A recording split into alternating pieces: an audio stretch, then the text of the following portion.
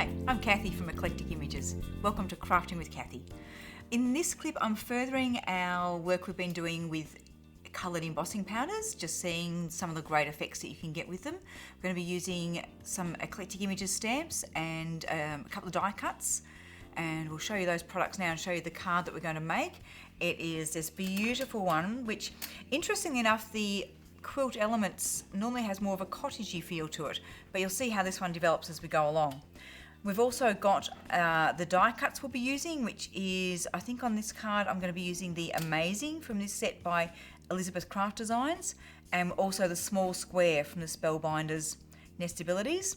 Stamps that we're featuring is the Eclectic Images Quilt Elements, plus some Leaf Swirl, which is one of my all-time favourites as a background stamp. And we're working with the Japanese Laquer embossing powder. I'm just going to tilt that up so you can see the colour. It is stunning. It looks quite red there, but as you heat it, it comes out more burgundy. And what I found with this sample card was as you layer it up, the burgundy gets deeper and deeper. Now the ink pads we'll be featuring today is some of the Catherine Pooler ones. We're working in the shades of brown, so we've got Sandcastle, Over Coffee and Icing on the Cake. And we're actually going to layer them together on the stamp and use a brush to actually help blend the colours on the stamp. So this takes a few minutes to build up the colours, so let's get started. So I'm going to have Sandcastle and Over Coffee open first. And to start with, I'm just going to do a couple down one side and the centre, just with the Sandcastle.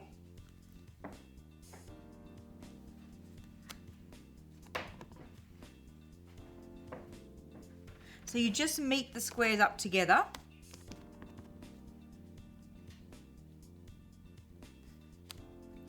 Okay, I'm now going to start adding in just to a couple of the edges of the stamp. So I've just dipped the edges in, and then I just use the brush just to blend these colours in together. Now this was a trick that I picked up from watching Catherine Pooler herself working with the inks, and it's just fantastic because it just blends those colours together on your stamp. So again, I'll just stamp off on my scrap and then pick up some of the Sandcastle, edge my stamp with the Over Coffee and use my brush just to blend those in together. So now we're just going to keep building up our picture. Get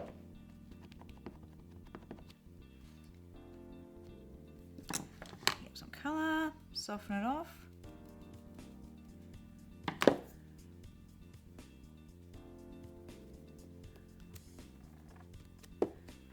See, we're getting a deeper colour with these ones by adding that Over Coffee around it. It's great having the 3 shades of brown because you can just work from light to dark.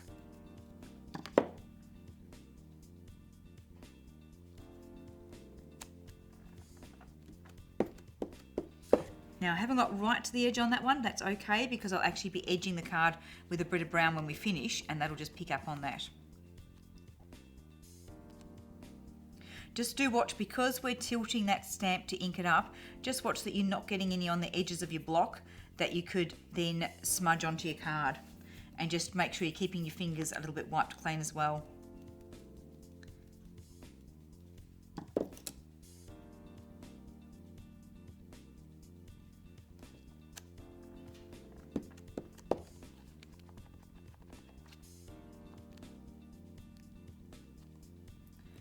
Okay, blend again.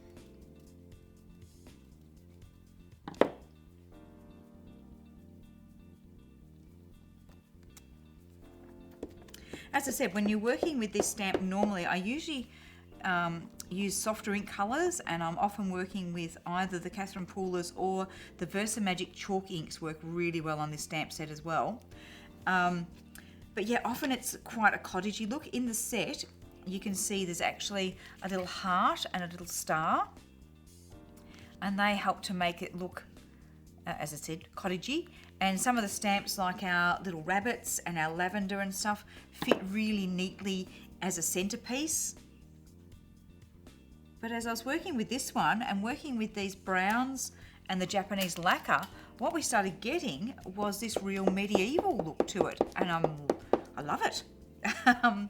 Okay, now I'm going to do one more in those colours, and then I'm going to switch to getting some of the icing on the cake in there as well.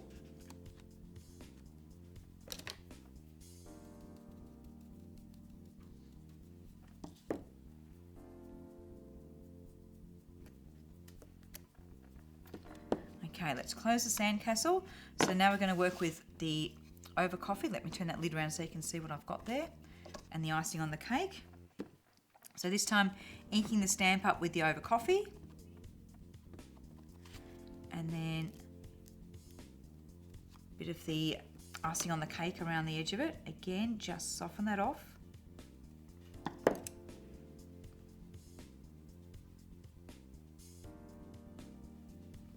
Now we have got quite a gap in there.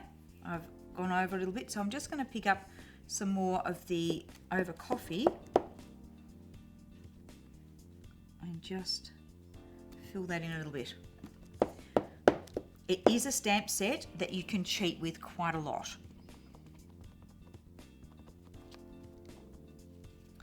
Okay.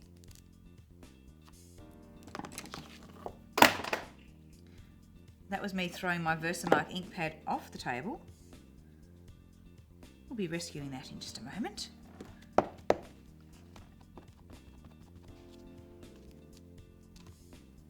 So our card's going to go from lighter through to deeper, just to give it that little bit more interest, to have the colours graduating.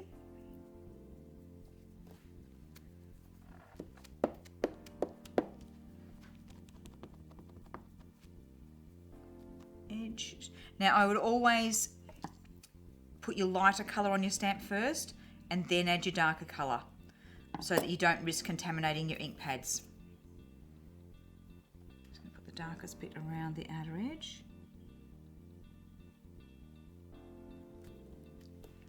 And again, we've got a little bit of a gap on that one, so let's just grab a little bit of over coffee and just fill that gap in neatly. There we go.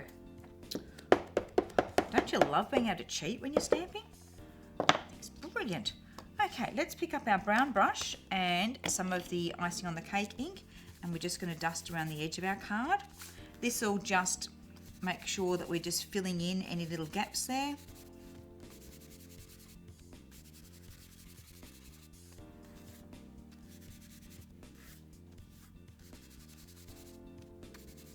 Now we're going to emboss over this, but I want to get it really dry first. I'm also going to give it a bit of a swipe along the edge. Now make sure when you're swiping that you don't run your bit of card straight along your ink pad. You can damage the ink pad, give it paper cuts. So you notice that I actually wipe across the pad that way. And you just get this nice dark edge along your card.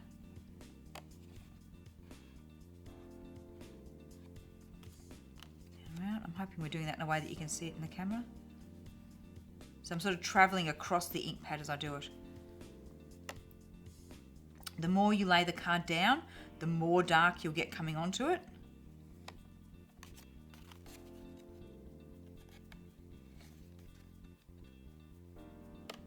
Okay. So while that's drying, we'll put it to one side and we're going to work on our die cut pieces. So I've already die cut Amazing and the square that we're going to use. I'll just move my notepad out of the way and work on my craft sheet. And we'll just disappear out of the camera shot for a moment. Matthew can zoom in on our card sample while I rescue that Versamark ink pad that I dropped on the floor. Stop laughing at me, Matthew. Big grin on his face. Okay. So I've already got a bit of scrap paper standing by, ready to catch my excess embossing powder. And I've got my Japanese lacquer open here. So you can see actually in the jar it looks quite red, but once you heat it, it comes out more as a burgundy. So let's get started on our word Amazing. I'm just going to pop another little bit of scrap paper in underneath while I'm doing the inking.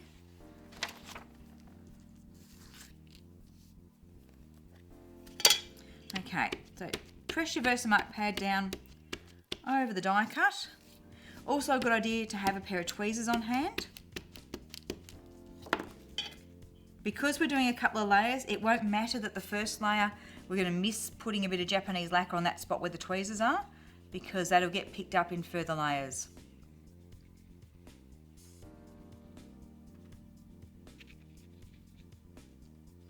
Okay, with your little brush, just give it a little tap.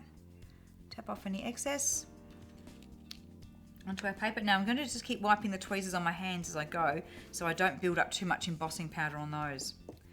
and I'm afraid we're going to have lots of heat gun noise in this one. Let's do some heating. Now, because I've got my embossing powder still out there, I'm going to make sure that I point the heat gun away from that embossing powder.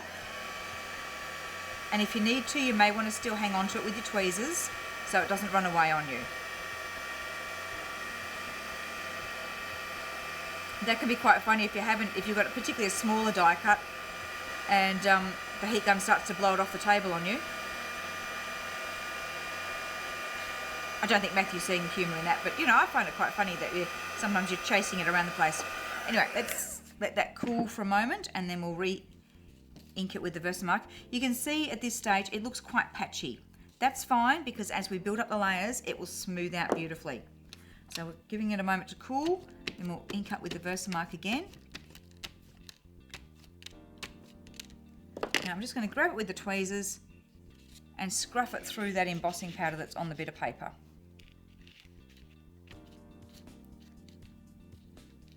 Pick it up, grab my little brush and give it a tap. Missed a bit on the end there. That's okay, I'll use that as my bit to hang on to, and we'll make sure we get plenty of powder on that with the next layer. Now, I usually do 3 layers when I'm building up embossing powder like this.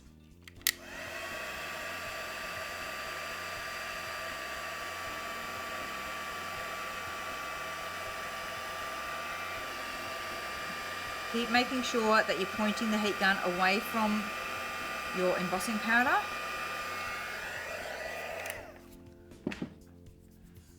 Okay, now you can see how dark that's going and how that's starting to fill in really nicely. We have got quite a gap on the end of that one. So I'm going to make sure I get that really well inked this time. Still waiting for that to cool a bit. Better. Okay, let's make sure we get plenty of ink on that end this time.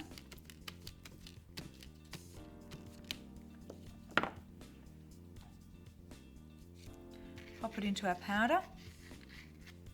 We can still tip more powder on to get to other areas, but sometimes with something fine like this, it's easier just to scruff it through that powder that you've got on your paper there. Making sure I've got plenty on the end of that G that was a little bit light on. Give ourselves a tap. And because that's our last layer, I'm just going to pop the embossing powder back in the jar. It does make it a little bit safer that you're not going to accidentally point the heat gun at it.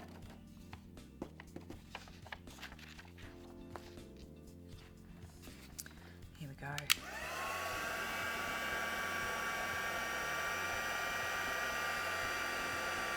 So that back gap on the G has filled in really nicely now. So just as soon as it goes shiny, you can move on to the next bit. Okay.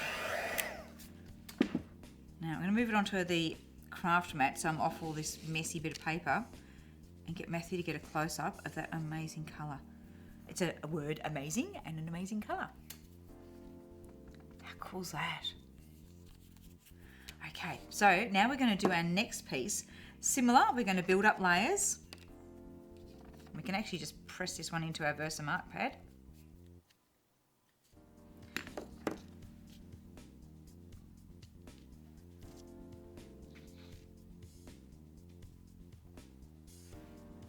Give it a bit of a tap. And let's heat it.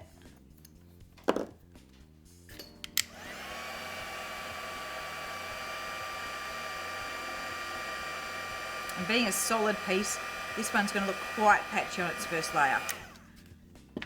All good. It will improve as we go on, as you saw with the word.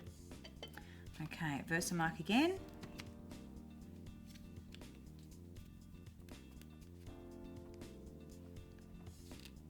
Should get right in the middle there. Whack it into our embossing powder.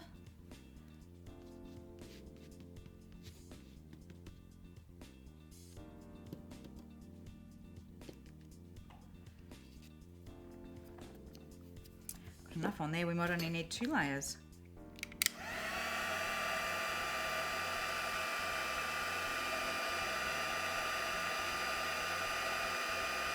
Now you notice a few bits flicking off. That was where I actually had a bit more on than what was adhered with the Versamark, and so it actually flicked away. but it was okay because we still had plenty on there. Now I've just got one little gap there that I'm not happy with, which we could try encouraging that to go where we want it. Just giving it another heat. I'm going to go a bit further away until it warms up a bit. So we can just fill in that little hole. Come on. There we go. Okay. Now, the next thing we're going to do with this piece is we're going to use our leaf swirl stamp and some of the Delicata Gold ink pad, which I should show you that one before I stamp with it. Delicata Gold. You'll find all your metallic ink pads, your golds and silvers, are always a pigment ink pad. And what we're going to do with this, we're using the ink as a release agent.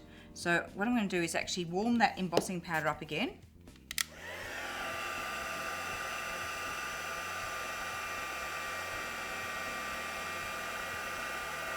Wait till I can see it's moving a little bit.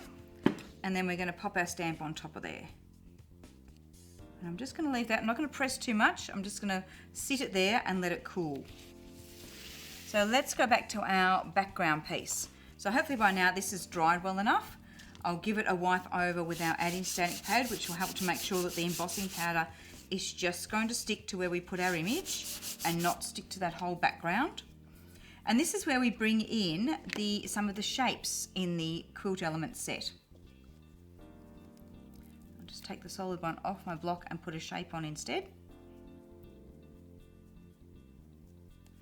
Okay, and we're going to emboss these. We're going to do these with Versamark and emboss them with Japanese lacquer as well. So ink it up and stamp it in the middle of your brown tiled squares. And probably only do 2 or 3 at a time. And then stop and pop your embossing powder on. For anything like me, you forget which tiles you've done. There we go. Good tap on the back. Now, so we've got 3 patterned elements. So I've got enough that I can do 4 or 5 of each pattern.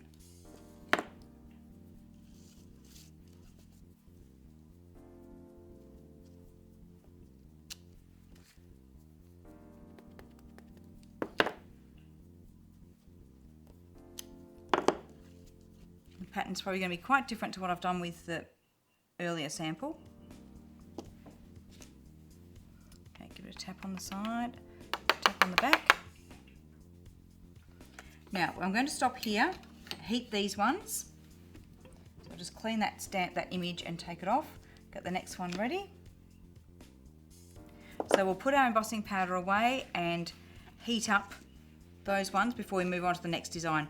Otherwise, I'm both going to run out of embossing powder in the jar, and also I'm going to run out of places to be able to hold onto the card. So let's heat those ones. Now this will still go to a burgundy, but it won't go quite as dark as the die cuts where we built up the layers.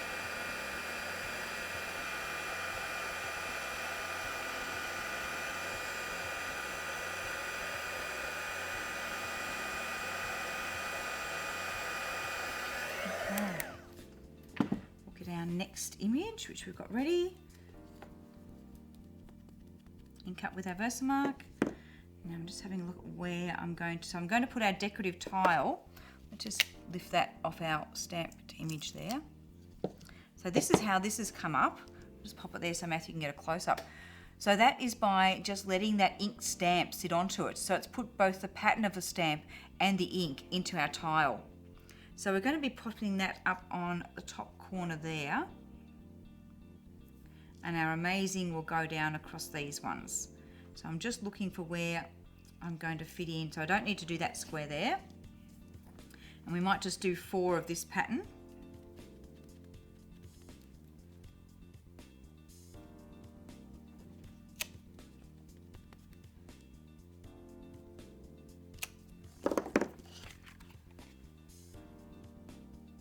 Totally forgotten which squares I did. So I'll just put embossing powder all over the place and it will pick up on the ones it needs to.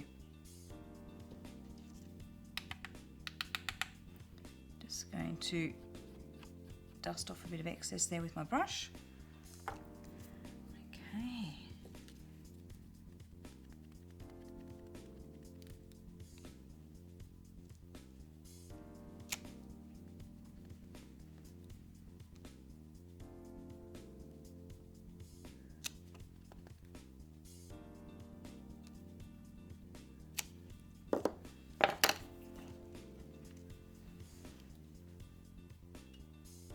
See how good it is to just be careful where you're stamping and embossing so that you're leaving yourself somewhere to hang on to.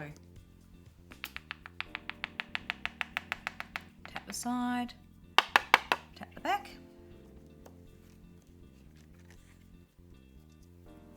Now I am starting to pick up a little bit of extra from where I have my fingerprints. So I'm just dusting off those bits. So let's clean this stamp and clean my hands a bit as well, because I'm obviously starting to pick up some Versamark on my hands. So we're doing that. I'll change to our next pattern. You don't have to use all the patterns every time. You can certainly just use one of them if you want to, or two.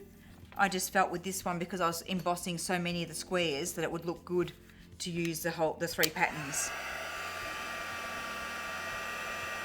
Let's just give that one a heat.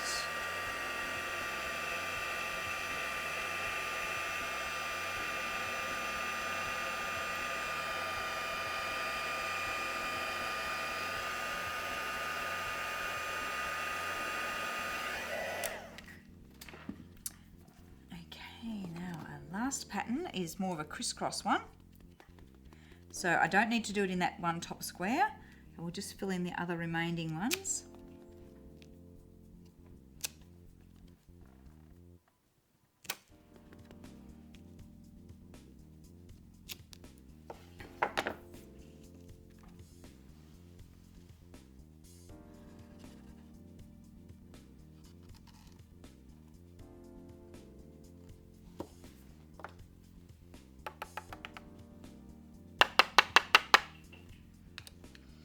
And now that we've got all those embossed, I can pop my embossing powder away, which means I then don't have to be as careful with that heat gun. Put it back in, pop the lid on, and let's do some heating.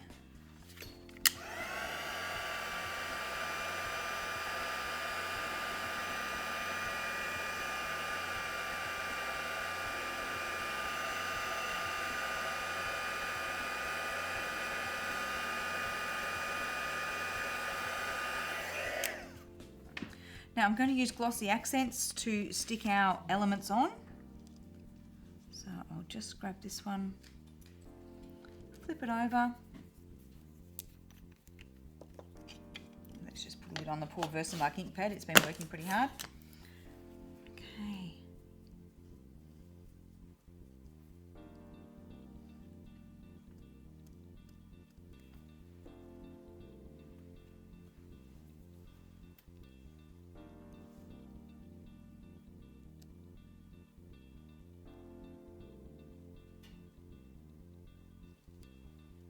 I'll let it sit there for a moment while I'm putting the glossy accents on our word, and then I'll come back and put a little bit of pressure on it just to make sure it's really stuck down.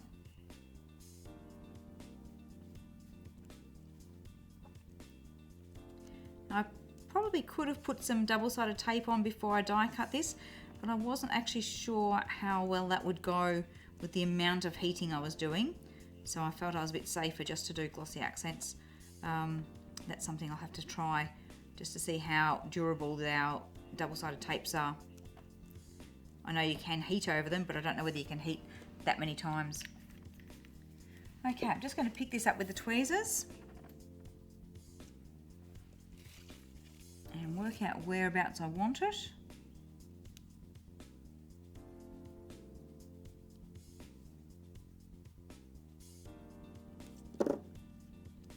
Just hands over to press that down for a minute. Now I'm going to go back and put some pressure on the tile.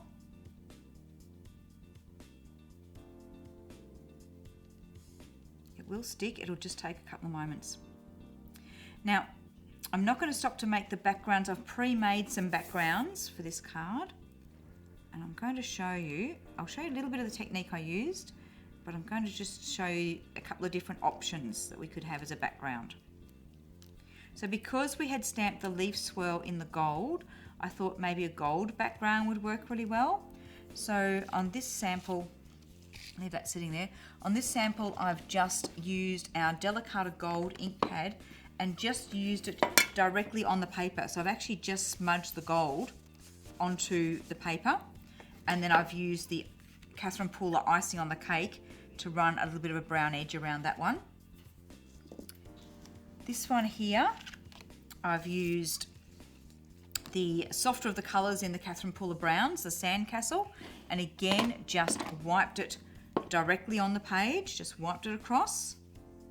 And then I've used the icing on the cake, the darkest brown, with the leaf swirl stamp. You can see what a funky, great background stamp it is. Works really well with all of our lovely lady stamps. So I've stamped that there. And then I tried just doing the straight icing on the cake and just wiping that directly on a bit of paper there. And I'll try all three behind and you can see which one you like best. So this was the gold. Any of them would work well, but this is the gold. And of course you could then layer that up on a deep burgundy card. You could even edge a card with Versamark ink and then add the Japanese lacquer embossing powder to it. So you get a base layer that's exactly matched to your embossing powder. Just going to give that another push down to make sure it's all sticking, but it's actually doing very well. So that's with the gold. I'll then try it on the brown with the leaf swirl stamp, the Sandcastle brown, and I felt this one was just a little bit too busy. And I know that's not like me. I normally like lots of colour, lots of patterns, but I just felt that was just taking away a bit from our lovely patterns that we'd created.